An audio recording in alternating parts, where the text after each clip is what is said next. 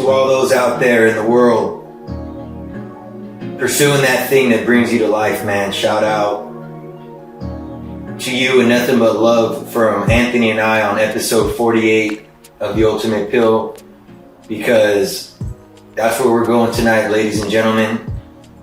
We're going to that place where we're going to really talk about some of the real world things that it takes to really pursue a lifestyle that we encourage and promote and try to embody and example ourselves as men and individuals in the communities that we live in.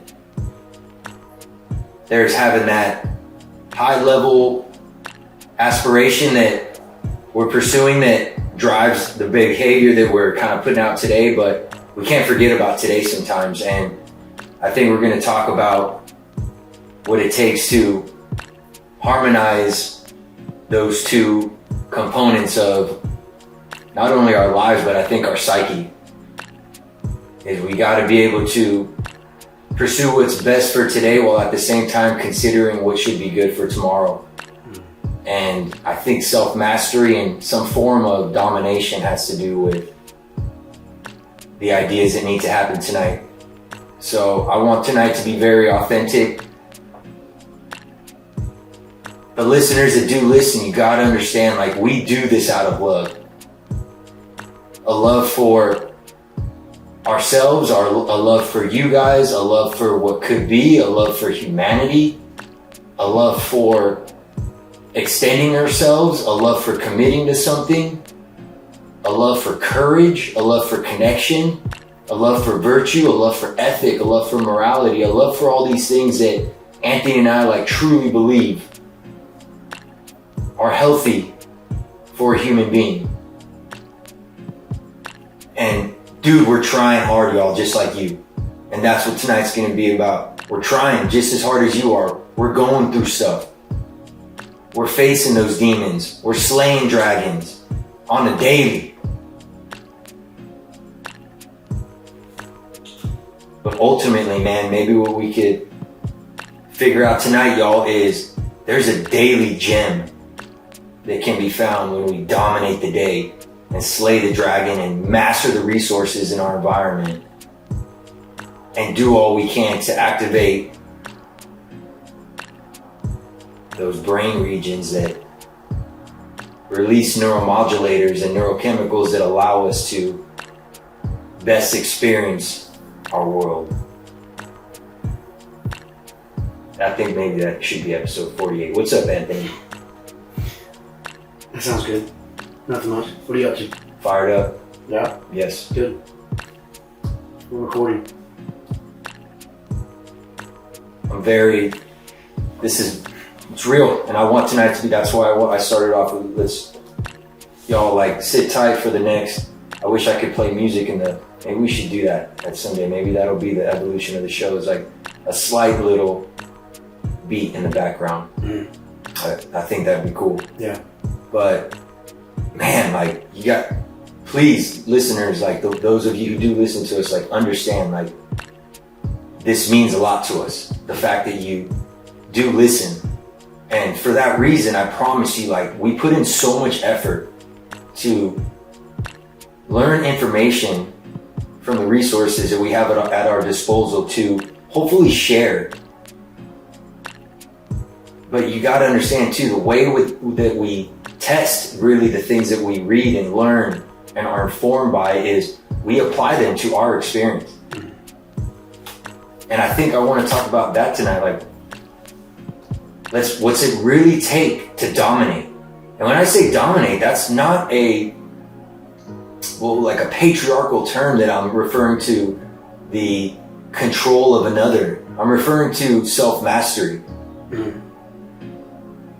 And developing that sheer desire to just understand, like, how best to take this, which is you, and then present that to, like, each part of your experience, each part of your environment, and then master the things at your disposal.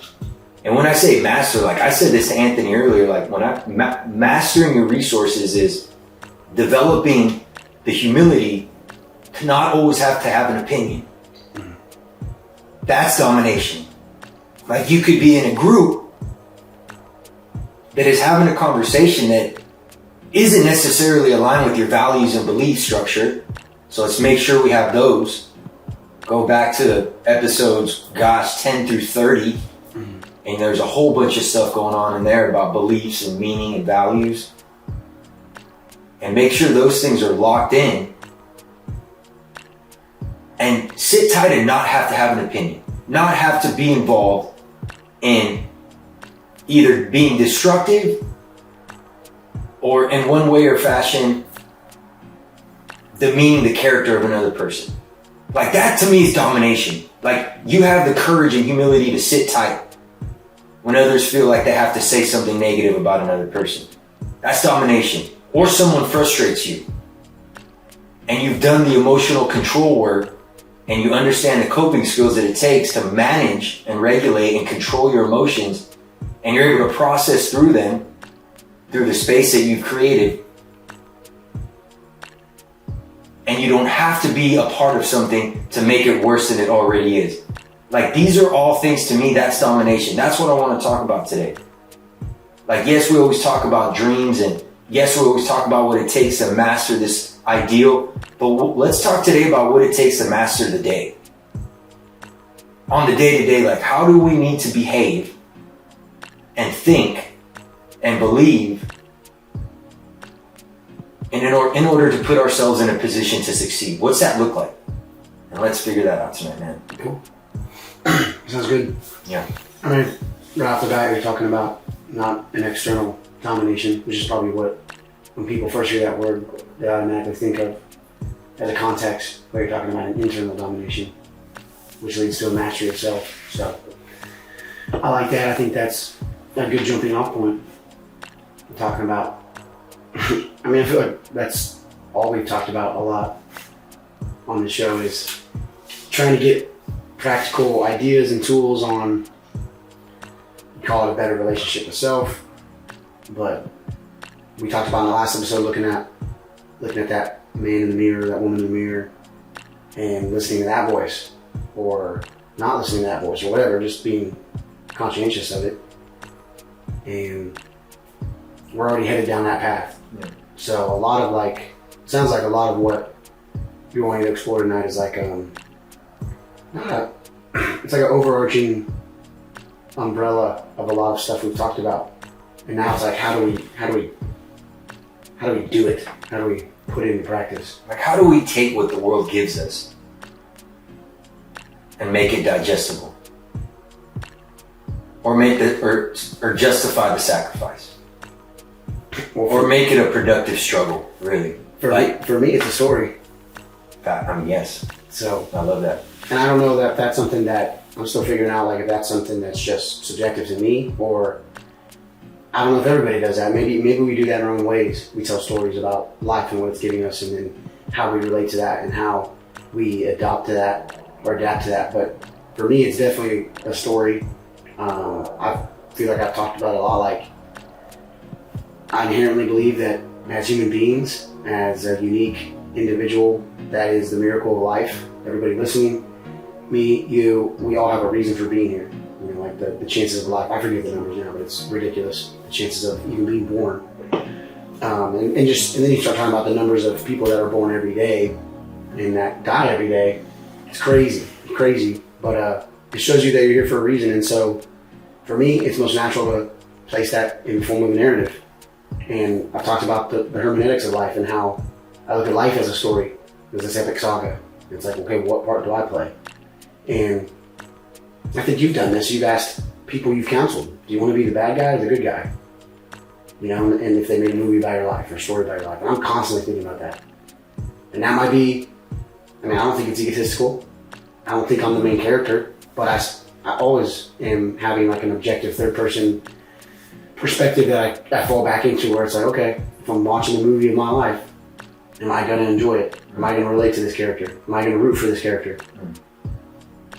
You just had me really figure something out so you were saying that you view yourself as though like you're a character in the movie that is life, right? Mm-hmm. Really interesting. As you were talking, I was thinking, dang, is that how I view it? You know, internal questioning. And what I figured out is what I do is I try to understand how other people's, and I'll use the word character just because it's something I'm just figuring out, but maybe there's a different way to put it, but how other people's characters are relating to my experience.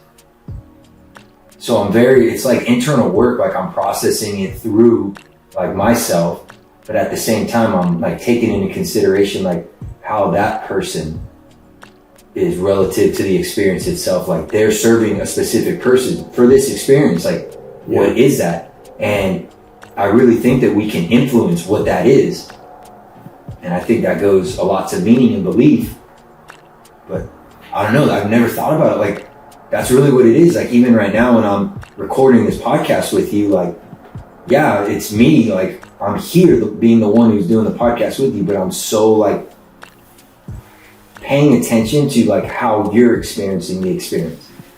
And then like putting myself in a position to where that is either improved or healthy or unfolding in a positive way. Yeah. I think that's how I live through. It's like what character or like what role are they playing in this story that is my life, and how can I make them how cool of an idea is that, like making all the people in your life a good character in the story that is your life. Yeah. And like you can do that by being really involved in the process, man. Yeah. That's maybe self-mastery, like how you said, like how am I meeting this situation in the best way possible? Mm-hmm. Well, I think with the approach you have, I think that requires a lot of balance, only because I think the reality of it, I think it comes back to intention. You know, it's great that you have that intention. I think you're at the right place for that. But I could see also that being a frustrating approach because at the end of the day, I can have all the best intentions, and I've had this happen to me. There's people that don't like me, and it doesn't matter what I do. Yeah. It's just their experience of me is they do not like me. I don't know what I've done, you know, or they had that bad experience around me or with me, and that was never my intention. Absolutely, I get it. So I feel, I don't know, like sometimes I was like, oh man, that's tough, because that's where my head naturally went. Was like, I can't control. At the end of the day, like that's something I've had to learn personally. It's like, no matter how I'm feeling, a group of people can have an experience of an individual or an event, and they're all going to have their own different interpretation of it. It's almost like, gets back to that, you know, like eyewitness testimony is almost the worst to go off of, like in crime investigations and stuff, because they almost always differ. Yeah. You know, some people exaggerate things, some people minimalize, some people see things that the others didn't. Yeah. It's like, but they all saw some objective fact. Yeah. And so, but I think again, it's like, okay, well, I have no power over that. So it comes back to your intention and your approach to that. And everything we're talking about right now is dominating your environment. Like, this is what we're talking about. This is like literally live on the show. Like, this is a process of self-understanding, which ultimately leads to a better, healthy relationship with self, which ultimately leads to self-mastery. So that's what's happening. Because as you're talking, and I was considering like my perspective of the narrative or the inner dialogue that I provide myself is, man, maybe that's where that craving for acceptance comes from, because of the way that I perceive the people in reality around me. Like, maybe it'd be a lot more productive and I could be a better counselor if I focus on ensuring that I was experiencing the experience in a healthy way. Yeah, I think so. And just and again, that's not, like you said earlier, that's not egotistical or selfish. Yeah. That's like the ultimate sacrifice, the ultimate responsibility. Like, I'm gonna freaking understand and know my beliefs and values and meaning so well that I have a good self-concept and I really feel confident in who I am and what I stand for and what I mean. And for that reason, like, I'm gonna place that against my life in all situations. And if something falters, like a scientific experiment, analyze it and then adjust accordingly, and then apply, and then continue evaluating. And that's like a quick little cyclical process you could run through. Like, okay, what happened there that made that turn out like that? Mm-hmm. And how was I responsible? Like, there's where the humility and hubris comes in. Yep. I know where I'm going. I got dreams. I got vision. But at the same time, I also have a lot of flaws. Mm-hmm. I need to make sure that I pay attention to those and adjust accordingly, because we're human. Right. And we're going to make mistakes, and it takes time to program new behavior and new ways of thinking and new belief structures, and changing a value system. Yeesh. Mm-hmm. That's some work. Yeah. That's some heavy squatting. Mm-hmm. Tons of reps. Yeah. Figuring out your values. Yeah. And making sure that you came up with them. Mm-hmm. That's self-mastery. That's domination, dude. Domination. Yeah. Domination of the lower self. Yeah.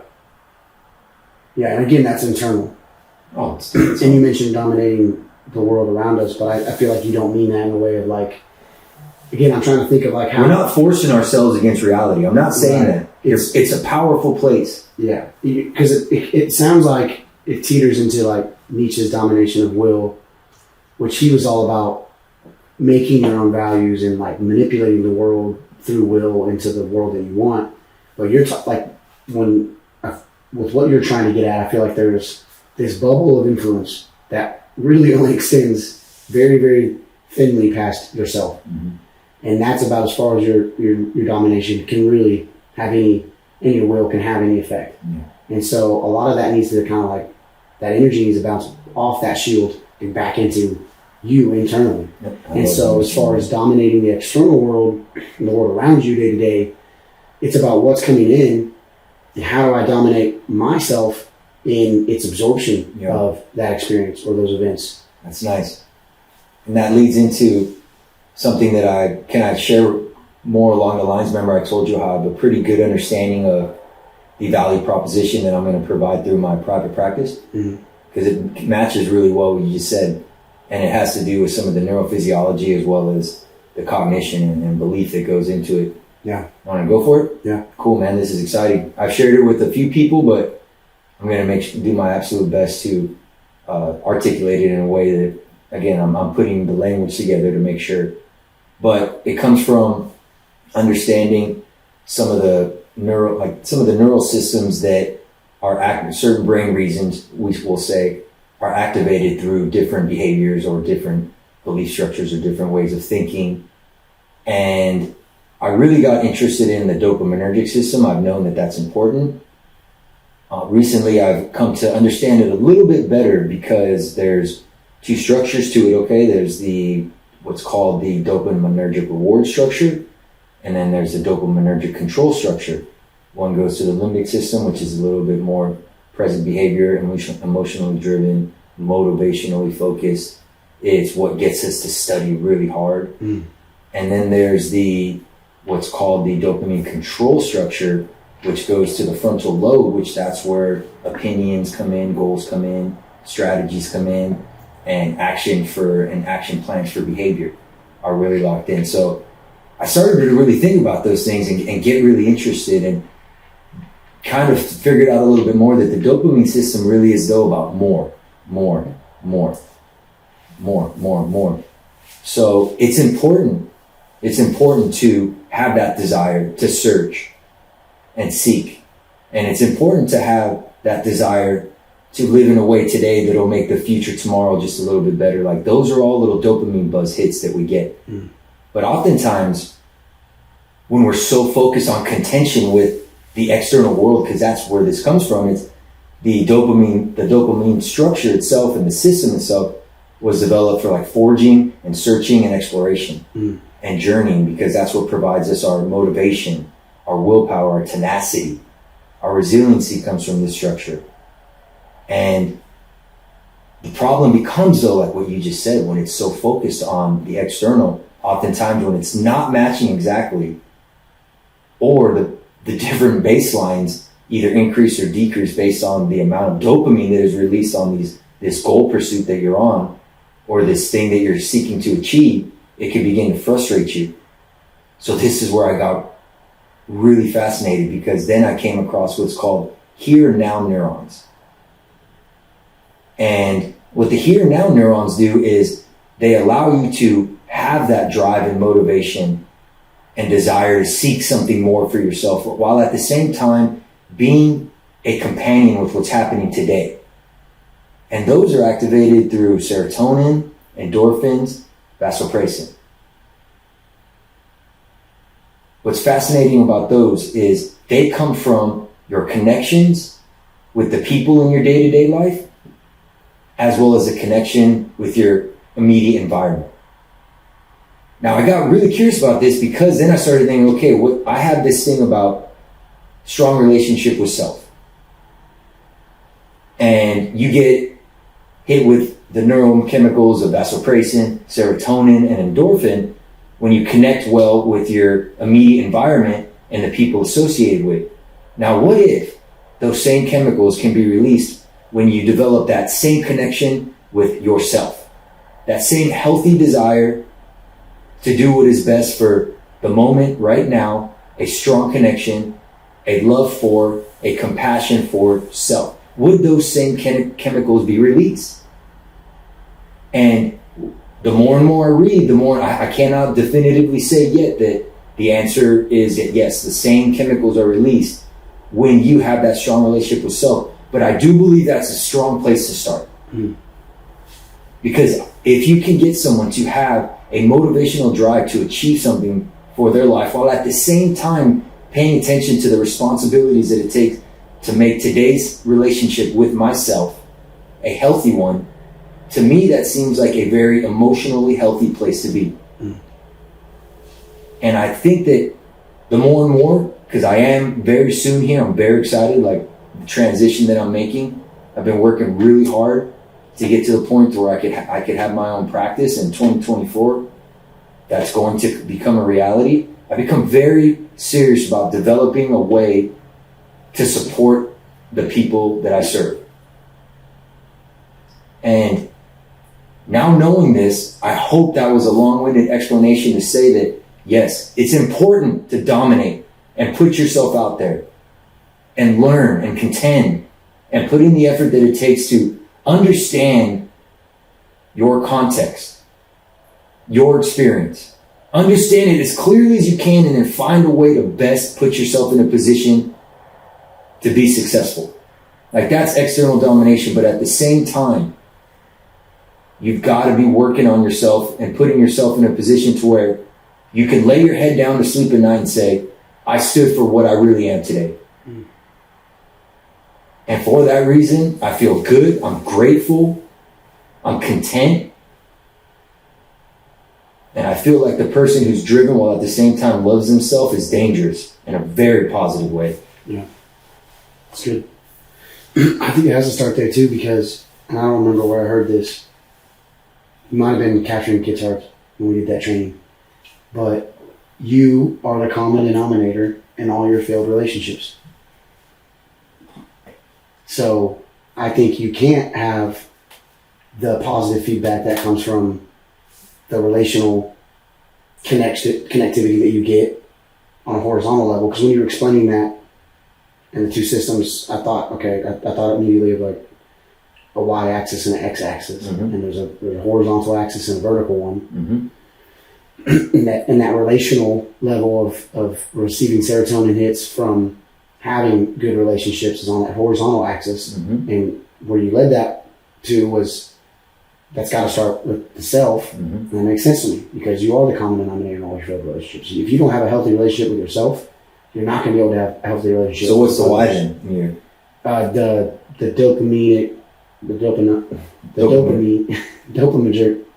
dopaminergic system. Dopaminergic, yeah. The release of?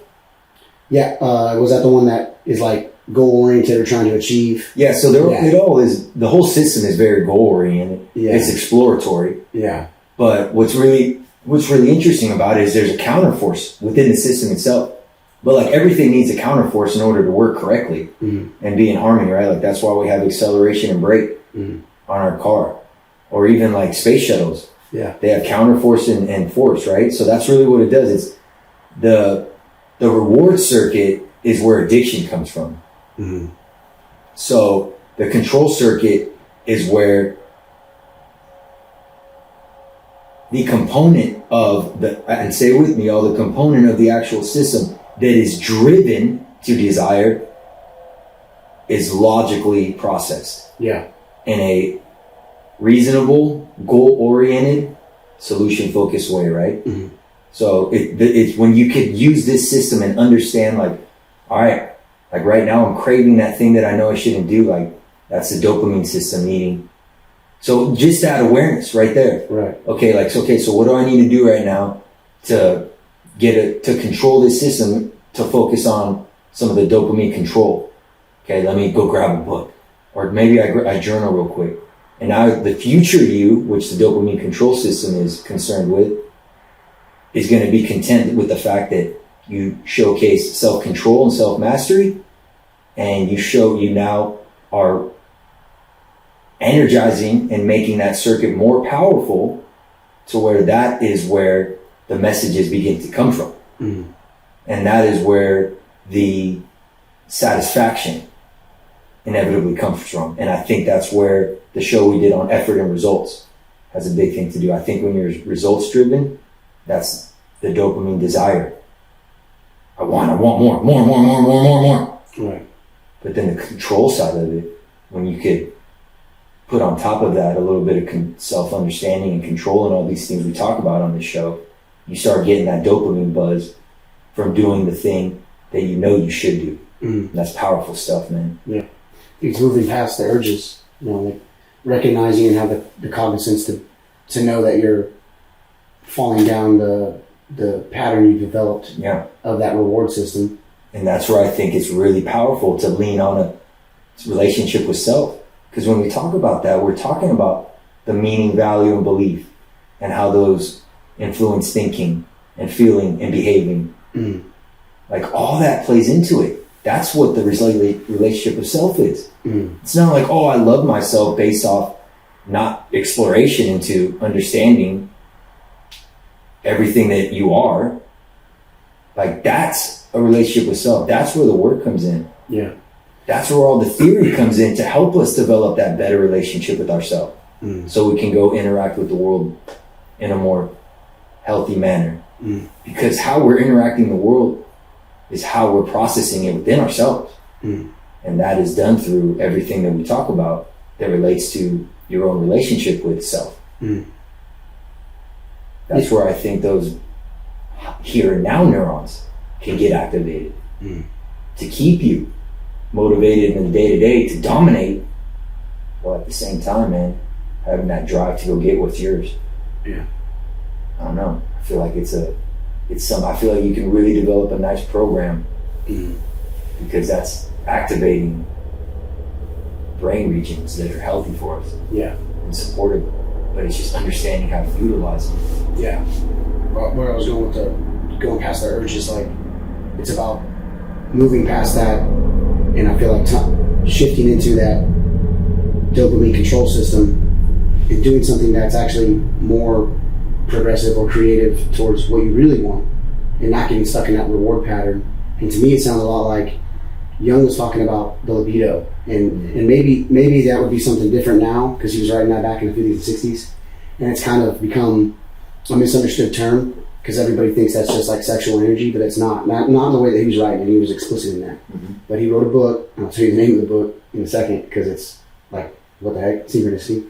But he was talking about in this book that the libido really is the procreative force and energy inside all of us, and it'll get stuck or bogged up when it gets caught up in expressions that are more sexual or more urge-based, like rewards, like the dopamine reward system. You're having this urge, and you think that's where that energy wants to be funneled into, and you express it there, and it did nothing to create positive change or bring about what you really want. And so his whole thing that I got from it was like, we've got to find ways to let the libido, this procreative energy inside of us, be funneled in a more creative fashion, a more productive fashion.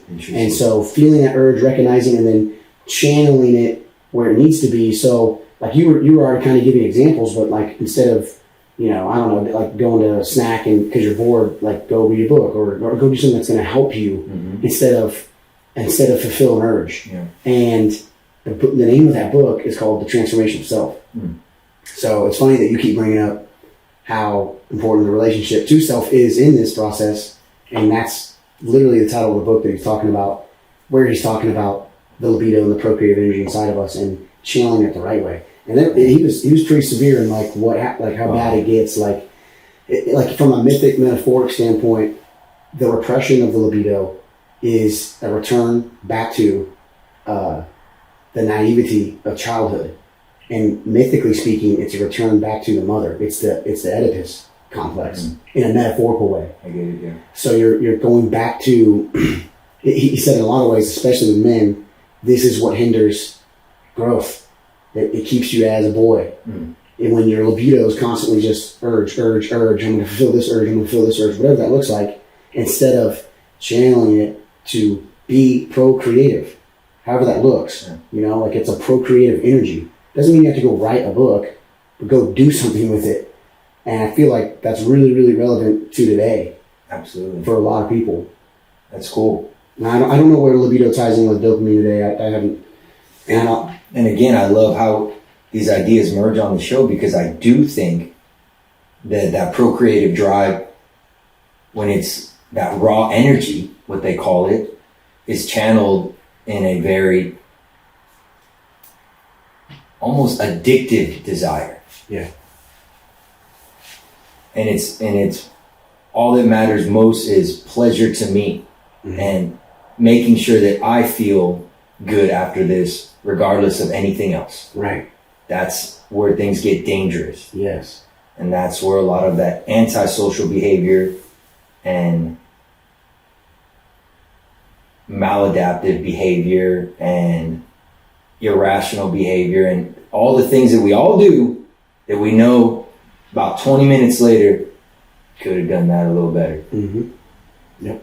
But channeling that procreative energy in a productive way, maybe that's activating the same system you're referring to in a controlled manner, to where that drive and that motivation comes from doing the thing that you need to do today to make sure that the future you tomorrow is content and discovers a positive experience. Like, that's touching something that Jung was talking about, that is basically governs a lot of our motivational behavior. Yeah. Yes. And to channel that in a pro-social, procreative way seems like a really solid plan. Yeah. It just seems like something that makes sense. Yeah. If you want to talk about domination, that's a great place to start. And I'm glad you brought in the word pleasure, because I feel like you could really boil it down to dominating your will to not be solely self-pleasing. Oh my goodness, there you go. If you can do it to where it's not just about pleasing yourself, it's more about, how is this impacting life around me? How is this impacting the world around me? How is this impacting the legacy my life will leave? Because, I mean, there's a really good, I think the poem, but it's called The Dash, and it's about how on every gravestone there's a date. There's 2 dates: when you're born and when you die. And between them is a dash, and that dash embodies your whole life. Your whole life is embodied in that dash. We're all going to die eventually, so there will be 2 dates. But it's about what story that dash tells that really matters. It doesn't really. I've never been big on birthdays. To me, it doesn't matter what day you were brought in, and I really don't care when I die. And then I've got to do a lot of work for that. But to me, what matters more, and what I try to prioritize, is that dash. So the memory that you're leaving. Yeah. It's almost like when your story's read, like, what do people think? Exactly. And it gets back right to where we were talking about at the beginning, like how do you take it day by day, and you just said it. It's the story. What is that story going to say? What kind of story will it be? I started thinking about habit formation. And I think maybe a lot of this understanding ourselves and understanding our reward system and understanding this procreative drive and these ideas that we're summarizing on episode 48 to potentially think about how we can still find that drive, that vision, that sheer aspiration for something bigger than where we are, while at the same time dominating our current environment. And that's what's happening today on episode 48. Yeah. And when I talk about habit formation, I think habits have a lot to do with understanding what's good for us. What are your thoughts when I say that? And then I'll go into what like a habit is and then how we could potentially alter them. Yeah, immediately I'm like, and again, preaching to the choir here, like I've done a lot of work to try to fight this, but I just feel for people that I know are every day, instead of dominating the day, they're getting dominated. And you get dominated by your habits. So like you can probably, we've talked about time auditing yourself. Just sit down and write down your day to day. What do you do hour by hour and see how much time you waste. Yeah. See how much time you actually really could have. So I feel like people out there struggling down, feel like they're lost or they're just getting beat up by life and they really don't know where they want to go. I feel like a lot of times that's a self-fulfilling prophecy, or you're the own worst enemy in that sense, because you are getting dominated, because you don't have healthy habits. Even this simple, I mean, it is what it is. It's a tool. I actually look at it in an amoral way, but social media, it can dominate you. That's the point of every tool. Yeah. Technology is a tool. Okay, let's use technology as an example. Like your phone, technology, social media, it's a tool. It's not inherently bad or good. How you use it determines that, and how you get used by it. So, I mean, you can look at your screen time right now on your phone, if you're listening, and see, oh my God, I average 5 hours a day on this thing. Like, I do that every once in a while. If it's getting bad, I'm like, I gotta stop. That's a bad habit. Yeah. How many scripts could I have written in the hours that I've accumulated on that? And that's just one example, but to me, when you start talking about habit formation, bro, I feel like it's huge, because instead of talking about dominating life in a way that's procreative, you're getting dominated by it. Yep. And at the same time, honestly, in that moment where you're sharing that right there, I'm going to remind you that it's incredibly important to have self-forgiveness and self-compassion and understand for sure that this quest that is living a human experience requires consistent adaptation and flexibility to the conditions that come upon you, because they come. Yeah. And then it's up to us to experience them correctly. Yep. So don't forget that. And that's where the work that I can potentially do for the people that I'm honored to serve is that, man. That's where the relationship with self comes in. Slipped up, but I've done the work to put myself in a position to where I have a healthy relationship. And when you see two people climbing up a mountain and the first person gets up and they stick out their hand and grab the other person and help them up, how do you feel? Me? You. Yeah, you. Who else am I talking to, man? Seeing that, or I'm in it? You're seeing it. How do you feel, man? You just saw like a human act of someone got up a cliff. They got packs on, like they're hiking. Oh yeah. And the other person sticks out their arm below and lifts the other person up. How do you feel when you see that? It's motivating. Now imagine if we continuously did that for ourselves. Yeah, for sure. I think they've done studies on that. That's what I want to understand as clear as I can, in the hopes of sharing with others. Yeah. That right there. But at the same time, yes, habit formation. I like to say there's online habits and offline habits. Online habits, offline habits. So let's first talk about the offline habits. Okay, when I think about those, y'all, I'm thinking about the holistic model of health that we develop for conscious-based performance. We have spiritual, mental, emotional, social, physical.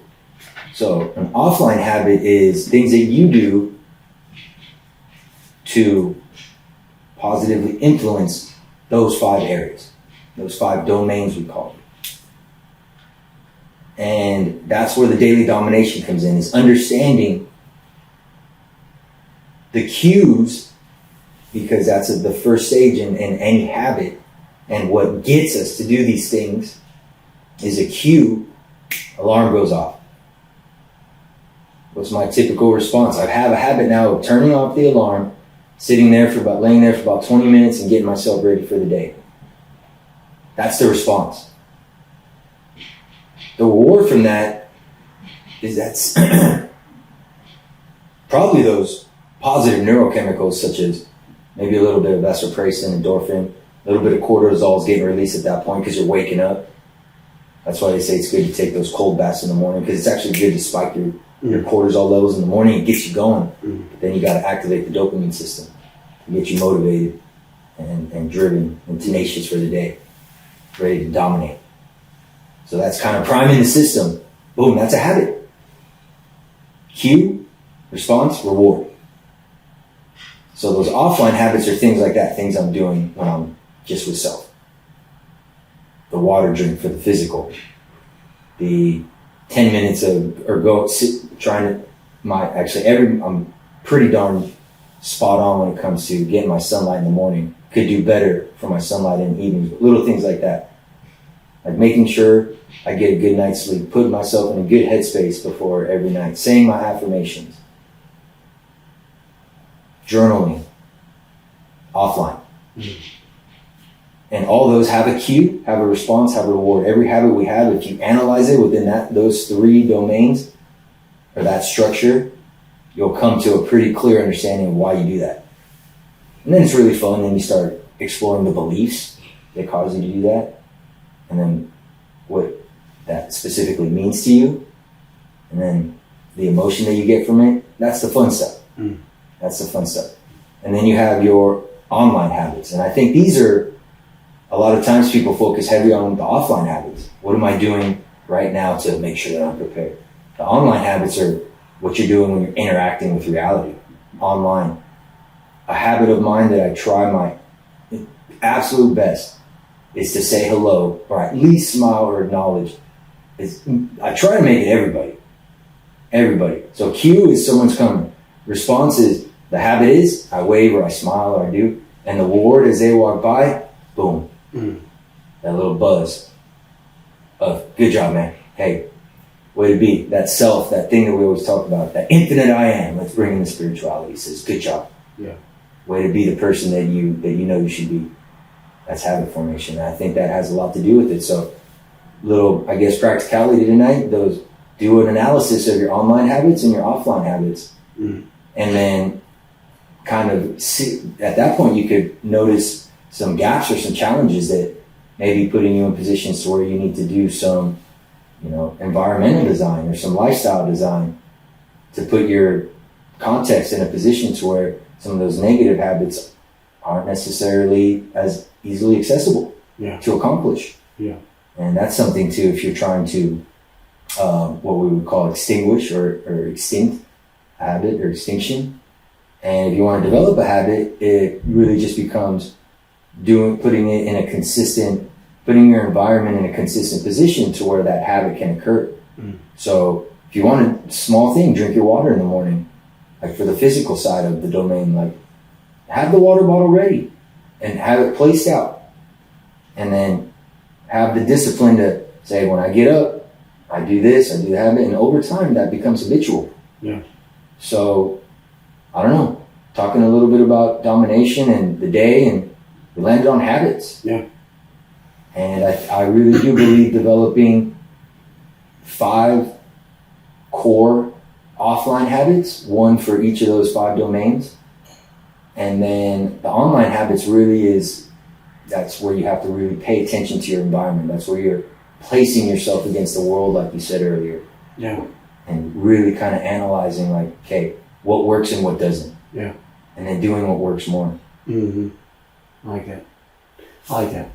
That's a good place to start. Yeah. 5 offline, and then figuring out a couple online. Yeah.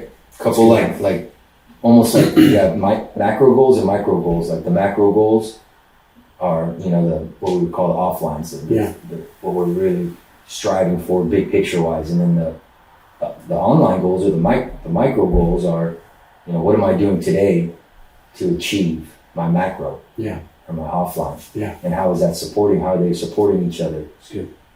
Yeah. Yeah. So all of this, I think, is going to have to require something we talk about a lot on the show, which is, it's not easy, but taking that work, having the courage to be willing to put into work to step outside yourself and view yourself from a third person objective place. Because and it comes back to something I think I said early on in the show. I've always liked this. I'm getting this from the Bible, but you need to watch yourself like a hungry lion. You're trapped in a room with a hungry lion. You would be stupid hyper aware if that was a situation. Now, in that metaphor, you are that hungry lion. And just be present throughout the day. Start by, you don't have to even, before you even get to the practical steps that Chris was so good to lay out, like take a day and just try to be present and cognizant of yourself and what you're doing and how you're responding and to those offline and online habits. You know, just, and you can journal that, you can write it down, or you can just make mental notes, whatever.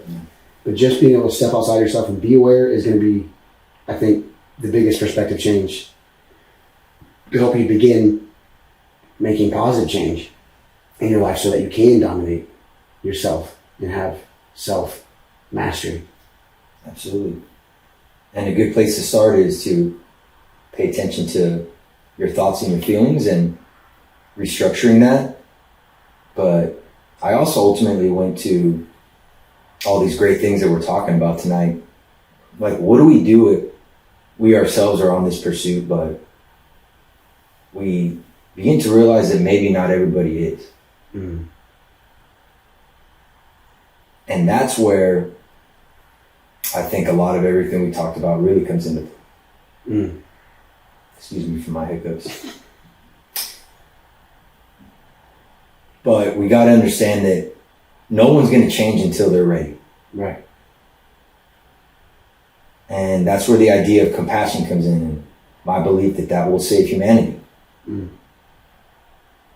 It's just a genuine desire to help one another, regardless of opinion or position or assumption. Mm. Such a powerful idea for me. That's unconditional love.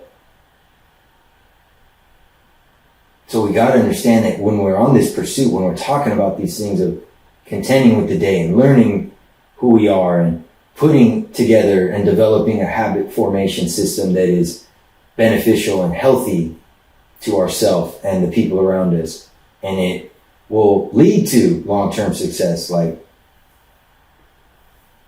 maybe the people around you won't understand. What do you do at that point, Anthony? Won't understand the quest you're on, the dream. These new habits, like, no, it's new. Like, wait, what's this guy doing? Why is he all of a sudden curious about personal growth? Like, what's going on here? I just, personally, I've been... What happens if they don't understand, man? Yeah. I've been through a lot of that recently. And I just keep coming back to falling back into the understanding that everybody has their own experience. And I can't change that. I can be genuine to my experience of an event or a situation. I can be genuine to what I'm trying to achieve. I can be genuine to, for me, I value peace and seeking that. And just calmly remind people of, hey, that is what I'm after. And that's why I see things this way. But I understand that you have your own experience. And I've had to say that so much in the past 48 hours that I understand you've got your own experience. This is where I'm at. And I'm seeking peace. And it's been amazingly successful for me. It takes time, it takes work, it takes a lot of conversating. But in relation to you making the changes in your life and people not understanding that, that's where I fall back. I mean, I fall back on that with what I'm trying to do dream-wise. I've talked about it, I think, the last episode, the episode before, about being misunderstood when you're trying to create something out of your life. And I think that's just part and parcel for that path, you know. And part of that is just because when we're talking about tonight, dominating in a self-mastery way. Part of that is inherently coming up with a vision of who you want to be. Okay, you could also put that side by side with like the vision I have for filmmaking. Not everybody's they don't have that vision. That's what I'm getting at. Is like you come back to like they got their own experience. Like I don't feel the need to be validated by their understanding anymore. I used to. It used to really bother me that people didn't. You know, how do you not understand what I want to achieve? But now I get it. You don't. They don't see through my eyes. They don't see the vision through my eyes, and that's okay. Someday they will, maybe, or they won't. I'm still going to be genuine to who I am and what I'm trying to achieve. It's awesome, man. Yeah. It's perfect. I love how you said values. Yeah. It's very important. Yep. What you find important is very important. Yep. And I think if you value the quality things in life, the love, the connection, the virtue, the effort, the hard work, the commitment, the gratitude, all these non-linear, intangible things that are real. Mm-hmm. And when you value those, I just feel like the overall health improves. Yeah. The relationship with self improves, because what you're telling me, man, is you know what you stand for. You've done the work. You have a healthy relationship with self. You're firm in your values. You have a good foundation. And you can strongly say, I accept with humility that you do not understand the journey that I've chosen to undertake and be a hero in this story. But I do know that what I'm doing is right. Mm-hmm. And therefore I'm going to continue. Yep. So for you out there, I wanted to take a moment and tell you, like, from Anthony and I, we believe in you. We think that any human being is possible to create positive change in their life. Any human being has that capability. And it's a core value of ours that life is intended to be supported. Mm-hmm. And I just think if we develop some habits and some values, some goals around the idea of supporting life in the best way possible and improving things as often as possible. It's not going to happen all the time. Mm-hmm. I do believe that that's a very healthy way to live. Just support, man. Not tearing each other down, not tearing ourselves down, but being just as good of a human being as you can while dominating and seeing into the future while at the same time living in the present day. I don't know, man. That just seems like at least a really good value system for me, man. Yeah. I agree. It's good. I really enjoy that idea, man. Yeah. Just find something so that you can really lean against in regards to something of really high value, man. We got to figure out what that is. It's got to be something bigger than just for yourself, that pleasure system, yeah, that reward. It's got to come from that control, that self-mastery, that commitment. Almost like the samurai mindset.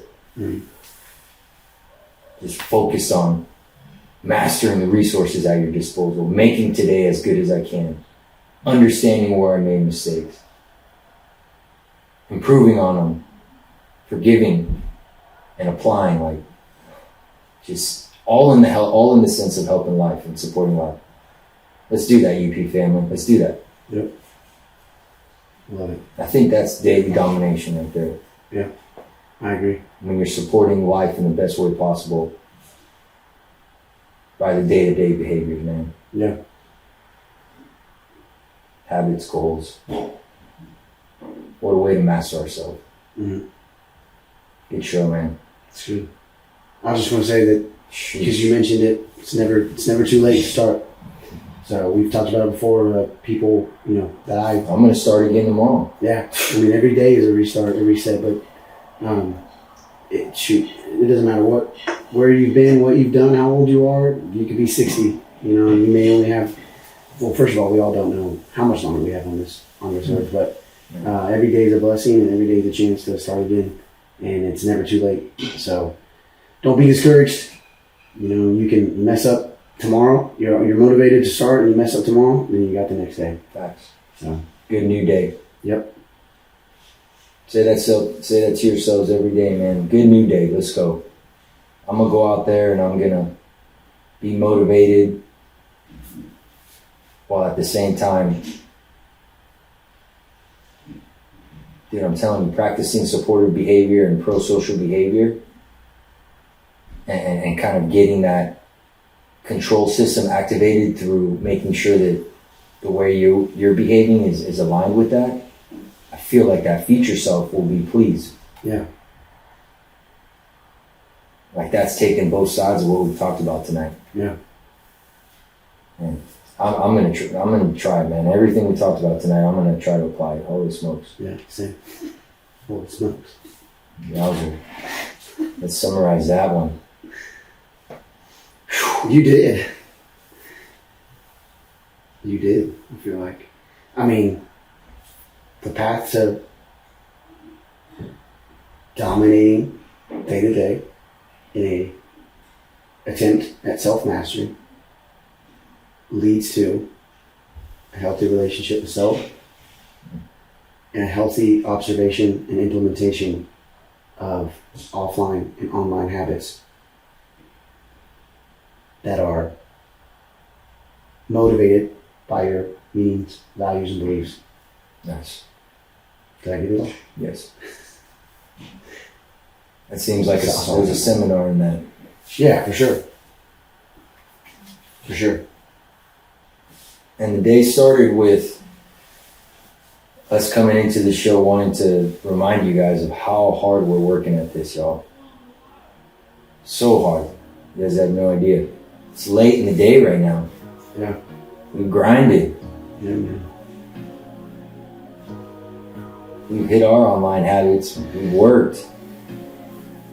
We've contended. We've faced and learned. And man, I could remember multiple events today to where I'm looking back on and working through and analyzing, being like, okay, why did I do that? Yeah. What was I believing there? Yeah. What did that mean to me? Why did I think like that? Why did I feel like that? Yeah. That's self-mastery. That's David. That's the domination of the day. But when all those questions are aligned with a value system that is of higher order and aligned morally and ethically, it just seems like that's a very healthy way, man, to get out there and learn from the day. Holy smokes, learn from the day. Mm-hmm. Think about your thinking, man. Think about your feelings. Catharsis and abreaction, man. It's such a cool thing to do. Mm-hmm. Write them down if they're not clear. Like, that's what we're talking about on this show, y'all. It's that straight up deep understanding of why the heck things are happening the way they are. Man, when you can figure that out, dude, or you at least figure out that that's an option. Yeah. It's huge, dude. Yep. I think that's consciousness. Yeah. It's just becoming aware. It's using what God gave you. Man, we've got the most like powerful resource at hand. Mm-hmm. And that's the individual spirit. And we all have one. But the work that we talked about tonight is keeping it healthy. Yeah. Because we all know when our spirit isn't healthy. Mm-hmm. We feel it. And we can describe it neurologically and biologically. Mm-hmm. But it's also really interesting to think about it that way. Yeah. Like there's something special inside of you, and making sure that we are living in a way that supports whatever that may be to you, that's very healthy. Mm-hmm. You know, that's a lot of meaning could be found in that. You're definitely operating from a higher version of yourself, less egotistical. You know. Yeah. Agreed. I think there's a lot of good practical stuff in there for everybody. Yeah. I feel like I talked a lot tonight, but I was really liking the topic. Yeah, yeah. I like every topic we could discuss. That one was fun. Yeah. So pay attention to the day. go dominate it, learn some things, figure out ways to do things better, think clearly, think rationally, think reasonably, understand your meaning and how that creates your emotion, and go live as best you can. That's all I got, man. I've talked too much. Love y'all so much. Man, what a show. Appreciate y'all for listening. Please follow us. Subscribe on YouTube. We're on YouTube now, if you didn't know. Yay, You can watch it YouTube. on Spotify. I think you can watch it on iTunes, but it'd be really cool if you watch it on YouTube. Yeah. And subscribe. We're doing it either way. Yep. That was the message for tonight. We ain't going anywhere. Mm-hmm. This is a dream, and we're doing everything we can to dominate the tasks that are required in order to make our dream a reality. I was supposed to not talk anymore. Look at me still talking. You got me this dang kombucha, man. Maybe it fired me up tonight. I can't. Pineapple was good, man. I don't know how you doing, man. I can't do Yummy. it. I don't know. Maybe I need to try more. The one I've tried like years ago, I was like, this is. It's an offline habit. Okay. But tonight I ended up drinking one for episode 48. Yeah. Maybe that's why I was so jonesed up. Yeah. Yeah, I was feeling good in this episode. I hope it comes across that way. Good. Exciting topic, because I think it's important. Passionate about it. Yeah. I read about it on my off time. There you go. I like helping people utilize their mind. Yeah. It's good. Yeah. It's a really powerful, interesting system, man. Very powerful and interesting. The nervous system is so fascinating to me, how it can adapt itself to psychologically and physiologically. Just so interesting. I think we're at the tip of the iceberg. Understanding the potential of the human mind. I'm at the tip of the iceberg in my journey, y'all. I think I just stepped on the mountain. This time, I've been waiting for this, y'all. You think I'm kidding? We just keep going. Graduating in 3 weeks, Yeah, congrats, man. taking my exam early next year. It's time, y'all. It's cool. It's time. It's a good time. I'm gonna start small. What a time to be alive. I'm gonna start small. One day I'll be working with professional athletic organizations. Yeah. That's my dream. What's yours? Be a full-time filmmaker. Let's go. Let's do some seminars together. Let's do it. Write some books. Yeah. Workshops. I'm down. Training programs. Corporate programs. I'm down. All focused on developing a healthy relationship with self so you can dominate your potential. Bring it to life. Let's do it. Through all the models and things we talked about in the EP. Let's do it, man. Go out there and dream, y'all. We can't stop tonight. Sorry. We just can't. I'm telling you, me and this guy were freaking driven, dude, to make this thing happen. And we're right there with y'all. So please join us. Whatever that is for you. Healthy family. Taking on more responsibility at work. Developing healthier connections with the people around you. That's domination, y'all. If that's your dream, go for it. We believe in you. We're going to be doing the same thing in ours. Those micro dreams and those macro dreams. Yeah, we is. Well, I don't want this one in, but we gotta go. That's it. We're done. Episode 48. Hey, y'all. We talked about domination. I hope that we motivated you enough to hit the subscribe button, but most importantly, hope that we motivated you enough to go out there and contend with your reality and make the best that you could possibly make with it. And we out. Out. Peace. We gotta go, man. Seriously. Bye-bye.